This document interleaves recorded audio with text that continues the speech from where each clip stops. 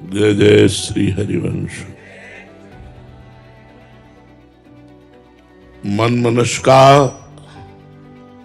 मत प्राणा, भगवान ने कहा उद्धव जी से कि मैं गोपियों के लिए इसलिए विरह युक्त रहता हूं कि वो मन मनस्का मत प्राणा मदर्थे त्यक्त दैहिका।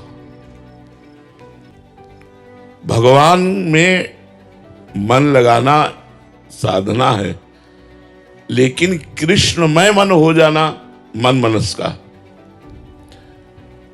कृष्णमय प्राण हो जाना, प्राण कृष्ण का चिंतन करते हुए जब मन निरंतर हर श्वास में, तो मत प्राणा हो जाता है, कृष्ण प्राणा हो जाता है। गोपिका जी कहती हैं कान भय प्राण में और प्राण भय कान में, ही में न जानी परे कान है कि प्राण है। प्राण ही कृष्ण हो गए या कृष्ण ही प्राण हो गए। मन मनस्का मत प्राणा मदर्थे त्यक्त दैहिका, मेरे लिए समस्त देह के आचरण समर्पित करना, यह है भगवत प्राप्ति। भगवत प्राप्ति का स्वरूप क्या है? भगवान में मन हो जाना, भगवान में प्राण हो जाना और देह के समस्त आचरण समस्त विलास केवल भगवान के लिए। अब बोले इसका साधन क्या है? तो बोले संत। बिना संतों के ये बात नहीं हो सकती। अगर संत संग नहीं मिला तो मन मनस का मत प्राणा मदर्थे त्यक्त देहिका, ये स्थिति नहीं आ सकती। इसलिए कहा है तुलयाम लवे ना पिन्ना स्वर्गम ना अपनर्भवम, भगवत संग संगस्य मर्त्यानाम किमुताशिषा। तुलना नहीं की जा सकती संत संग से, मोक्ष सुख की भी, स्वर्ग सुख की भी और मृत्युलोक के सुख की भी। अगर ये तीनों सुख मिला दिए जाए तो भी संत सुख के बराबर नहीं। जो भगवत प्रेमी महात्माओं का संग है उसके बराबर नहीं।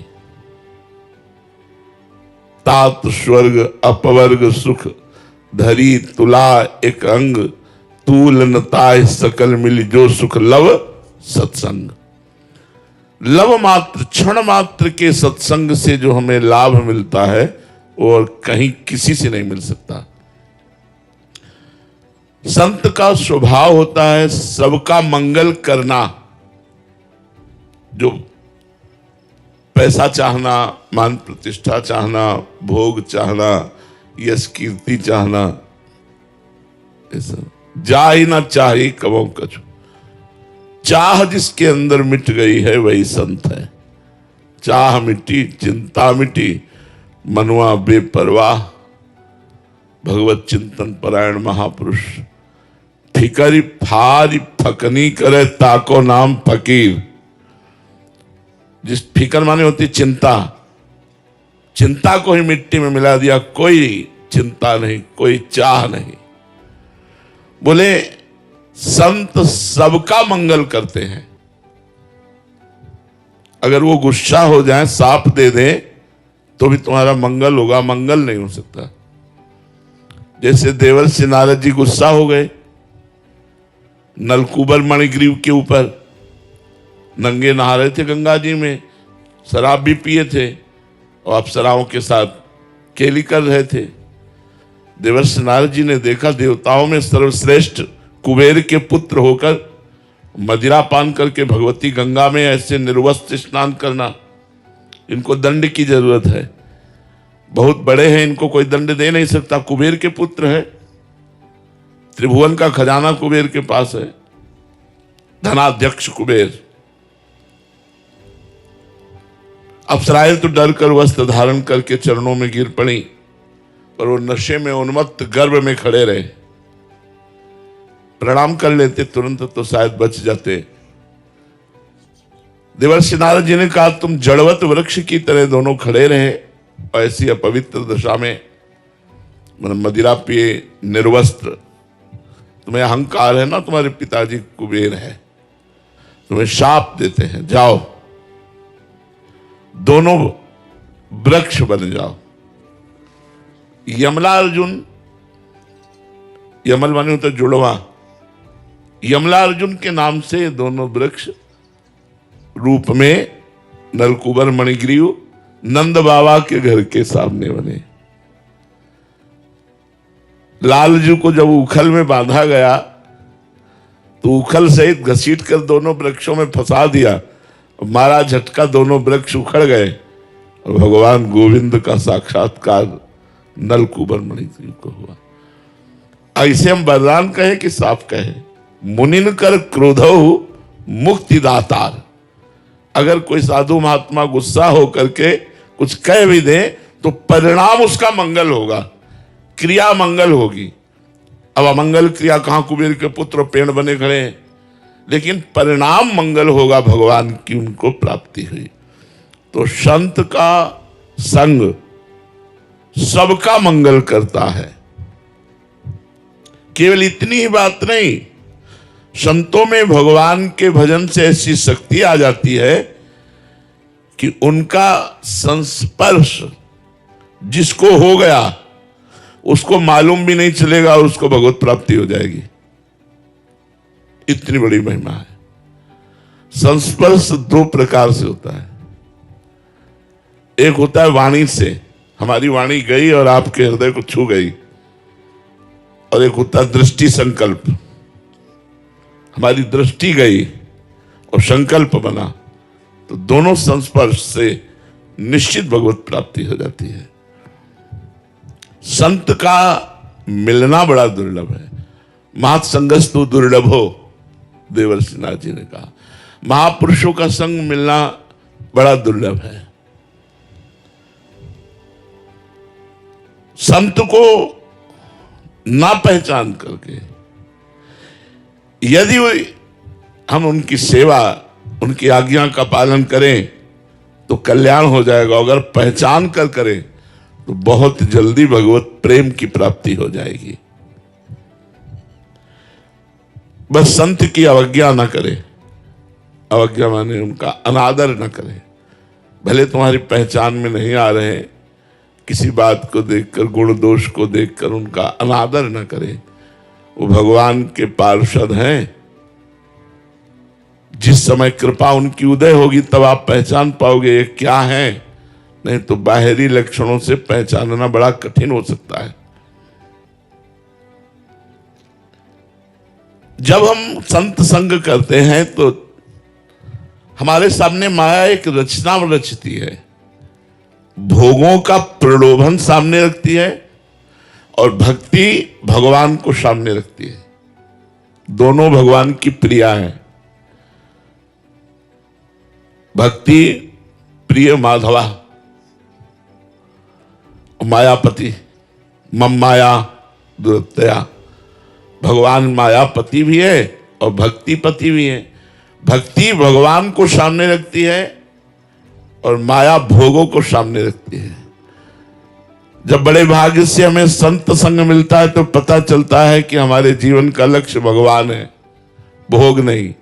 पर अनेक जन्मों से इतना आकर्षण भोगों का है कि भगवान अच्छे नहीं लगते और भोग अच्छे लगते हैं।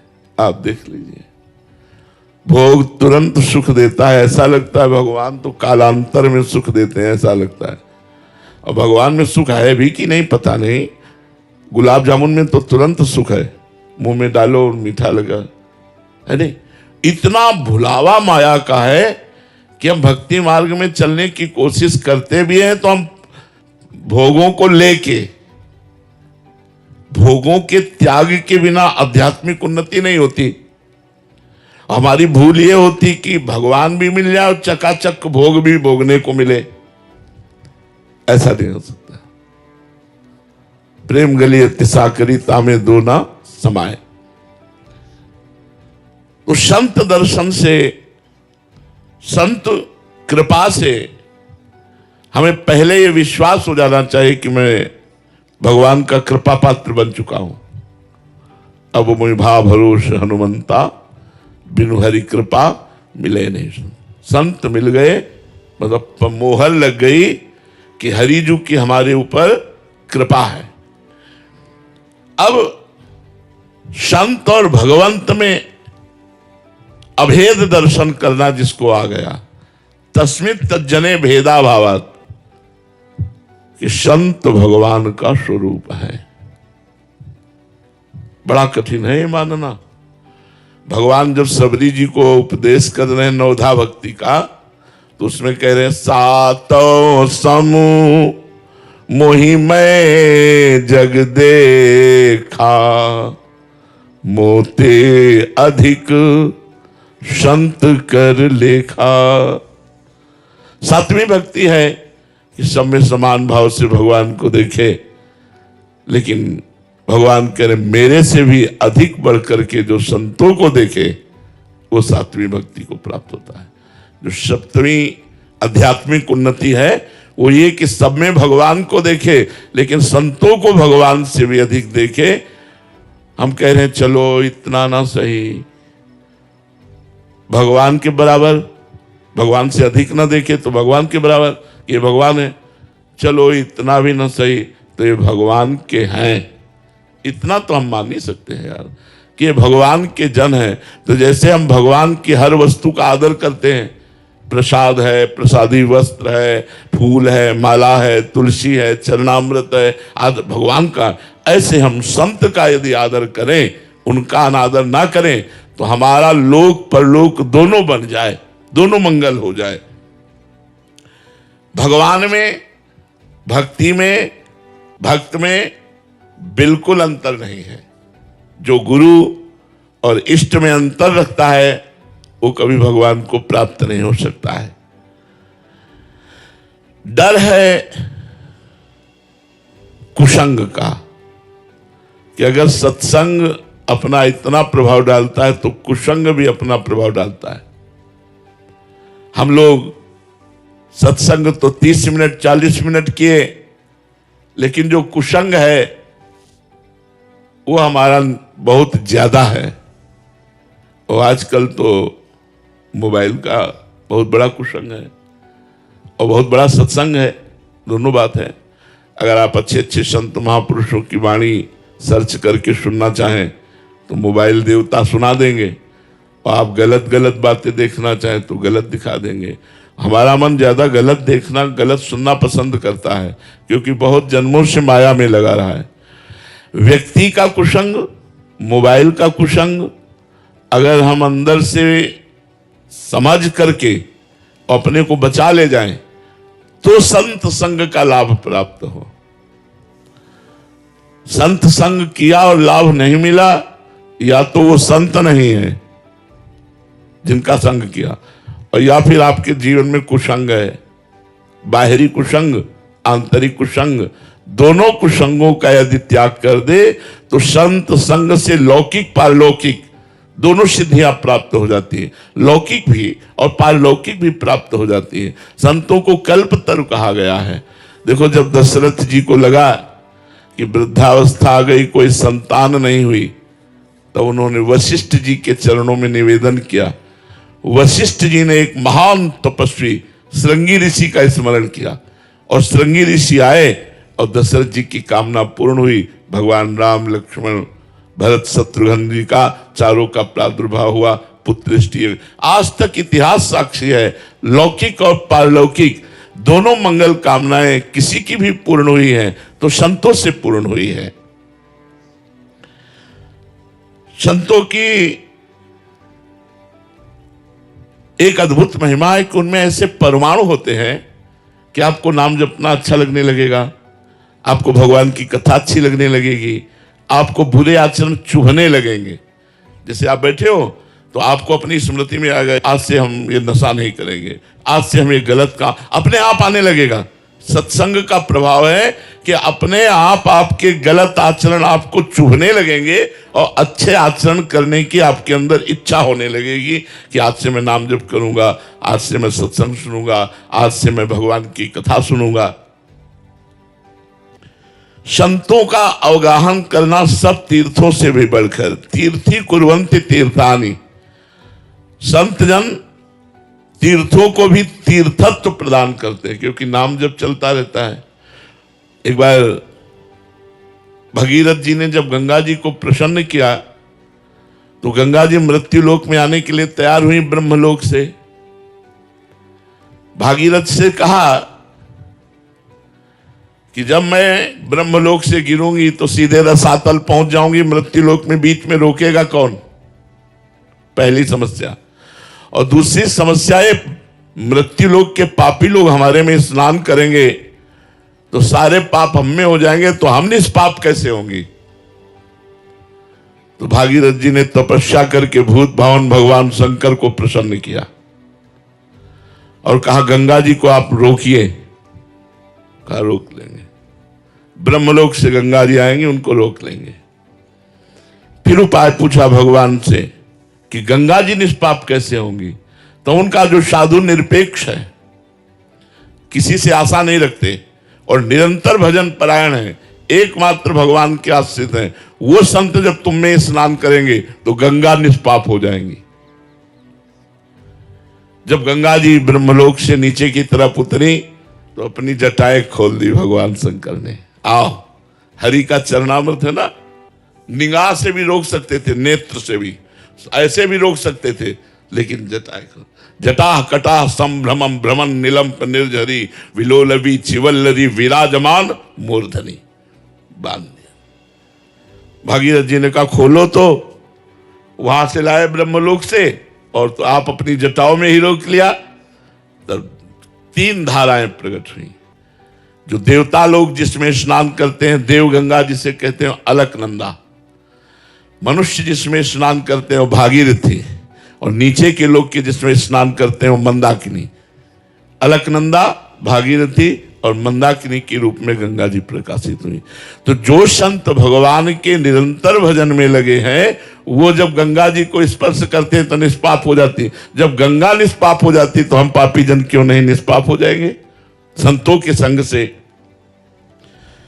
संतों के हृदय में भगवान प्रगट निवास करते हैं।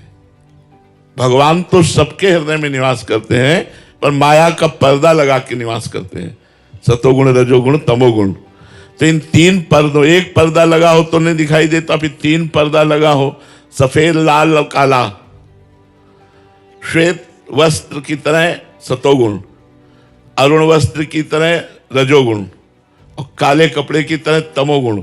3 पर्दा लगे हैं और भगवान हृदय में बैठे हैं।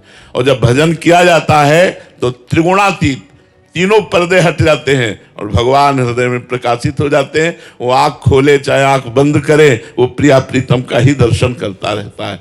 ऐसे संतों के दर्शन से अकथनीय लाभ प्राप्त होता है। अकथनीय माने जो वर्णन नहीं किया जा सकता। बस तन से, मन से, धन से, सब प्रकार से हम ऐसे संतों की सेवा करें, उनका सेवन करें, उनकी आज्ञा का पालन करें। संतों की वाणी का यदि हम अनुसरण करें तो हमारा परम कल्याण निश्चित है। पर सुन करके उसका मनन करें। श्रोता सोई परम सुजान सुनत चित रति करे। श्रोता वही श्रेष्ठ है जो बात सुन करके और हृदय में धारण करके चल पड़े। ऐसे सत्संग न सुने। जैसे एक सेठ जी धनी मानी, उनकी बहुत बड़ी दुकान और सब ऐश्वर्य चल रहा था, उनको था सत्संग रोज सुनना चाहिए, तो रोज सत्संग सुनते थे जाके। 10 वर्ष से सत्संग सुन रहे थे। एक दिन उनको किसी रिश्ते नातेदारी में जाना हुआ तो अपने लड़के से कहा सत्संग सुने आना, हमारा नियम न टूटना पाए। वो सत्संग सुनने गया तो उस दिन गौ माता की महिमा का वर्णन हो रहा था कि यदि गाय तुम्हारे खेत में भी चल रही है, अगर आपको नहीं सहन होता तो प्यार से आप हटा दीजिए, मारिएगा नहीं। वैसे चाहिए तो कि हटाइएगा नहीं, पर अगर धैर्य नहीं है तो आप डंडा लाठी मत मारिए। ऐसा अब वो नया लड़का सुबह ही जा करके आटा की बोरियां खोल करके जैसे रखते हैं मैदे की, बेसन की सब, और सुबह सुबह ही गाय आ गई, बेसन में मुंह मारी, खाने लगी, वो हाथ जोड़ के खड़ा, सत्संग सुनाता ना, हाथ खिलाने। सेठ आ चुके थे, सेठ सुबह आए, तुझे दिखाई नहीं दे रही गाय? तो उन्होंने कहा सत्संग में भेजा था, सत्संग में संत भगवान ने कहा गऊ यदि खा रही हो तो उसे डंडा नहीं मारना चाहिए, उसे हटाना नहीं चाहिए। अरे बोले 20 साल से सत्संग सुन रहा हूं, एक भी बात में मेरे फर्क नहीं पड़ा, तेरे में एक दिन में फर्क पड़ गया। बातें मानी नहीं जाती, सुनी जाती है, निकालती जाती है। ऐसा सत्संग न सुने। यदि संतों की वाणी का हम अनुसरण करें तो सत्संग से हमें जो लाभ प्राप्त होगा वो मोक्ष, स्वर्ग और मृत्युलोक के सुखों से भी सर्वश्रेष्ठ है। एक मनुष्य है जो संतों के पास रहता है पर उन पर श्रद्धा नहीं करता, उनकी आज्ञा का पालन नहीं करता। ऐसा मनुष्य विशेष लाभ नहीं ले पाएगा। इससे पास है, श्रद्धा में फर्क है, आज्ञा पालन नहीं, तो विशेष लाभ नहीं। और एक है बहुत दूर रहता है पर वो मानता मेरे भगवान है, मेरे भगवान है, और उनकी हर बात मानता है, वो विशेष लाभ ले जाएगा। जो दूर वाला है वो विशेष लाभ ले जाएगा। मनुष्य को अपनी बुराइयों से विजय प्राप्त करके और अच्छाइयों पर कदम रख करके चलने का जो बल मिलता है वो संत से मिलता है। मति कीरति गति भूति भलाई, जब जे जतन जहां जे पाई, सो जानो सत्संग प्रभाऊ, लोकों वेद न आनो पाऊ। गति मति कीर्ति आज तक किसी को भी प्राप्त, बस समस्या यह है कि हम संत का अनादर कर देते हैं। बाणासुर भगवान शंकर को प्रसन्न किया, 1000 भुजाएं दे दी। अब 1000 दो भुजाओं में जब बल होता है तो लोग संभाले नहीं संभलते, फिर 1000 भुजाएं हो, 500 इधर 500 इधर, पर्वतों में जाके रगड़ मारता, पर्वत चूर हो जाते हैं, कोई लड़ने वाला नहीं। तो भगवान शंकर के पास गए, बोले गुरु अब हमसे युद्ध करो, हमारी भुजाओं में खुजली हो रही। भगवान शंकर हंस दिए, हमारे द्वारा दिए हुए बल से मुझे ही ललकार रहा है, जा तेरी भुजाओं की खुजली मिटाने वाला आ गया है। तो भगवान श्री कृष्ण ने जब बाणासुर की पुत्री उषा को अनिरुद्ध जी से तो फिर काटा, सब भुजाएं काटी, 4 भुजाएं की। शास्त्राबाहु अर्जुन संत भगवान अवधूत शिरोमणि दत्तात्रेय जी की आराधना की, संग किया, उसको ऐसा आशीर्वाद दिया 80,000 वर्ष तक जवान रहकर विषयों का भोग भोगा, मदांध हो गया। संत से मिली शक्ति के द्वारा संत का ही अपमान किया, जमदग्नि ऋषि के आश्रम से जबरदस्ती कामधेनु गाय हटा दी, और जब रोका तो उपद्रव मचाया, यहां तक कि जमदग्नि जी का गला काट लिया। संत अनादर भगवान परशुराम ने काट कर फेंक दिया, पूरे परिवार को, है वंश को मिटा दिया। 21 बार पूरे भूमंडल में ऐसे अत्याचारियों को घूम घूम कर काटा भगवान परशुराम जी ने। संत से ही उन्नति होती है और संत का अनादर कर देने पर अवनति हो जाती है। यदि हम संत का अनादर ना करें और संत का सदैव आदर करें तो इतने मात्र से भगवत प्राप्ति हो जाएगी। संत संग जो है अपवर्ग कर, कामी भव कर पंथ, संत का संग सीधे मोक्ष प्राप्ति कराता है। बड़े भाग पाए सत्संगा, विनय प्रयास होए भव भंगा।